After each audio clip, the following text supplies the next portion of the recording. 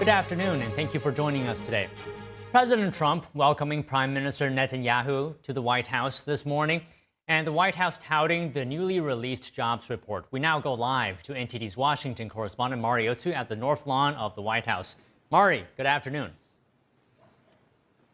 Don, good afternoon. That's right, and President Trump just moments ago is sharing a readout of that meeting with Israeli Prime Minister Benjamin Netanyahu.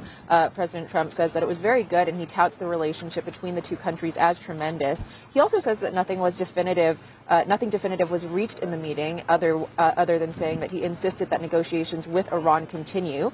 President Trump said that he told Netanyahu that reaching a deal is his preference, but if not, he reminds Iran that the last time they were offered a deal but did not take it, they were hit with Operation Midnight Hammer back in June 2025. And this bilateral meeting between President Trump and Netanyahu was moved up a week from its original date.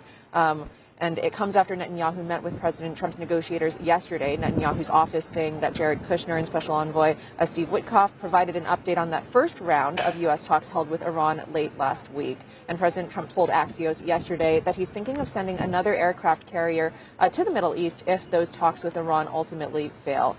Here's Prime Minister Benjamin Netanyahu yesterday on his way to these talks. Take a look.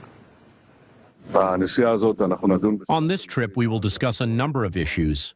Gaza, the region, but of course, first and foremost, the negotiations with Iran. I will present to the President our ideas about the principles in the negotiations, the important principles, and in my opinion, they are important not only for Israel, but for everyone in the world who wants peace and security in the Middle East.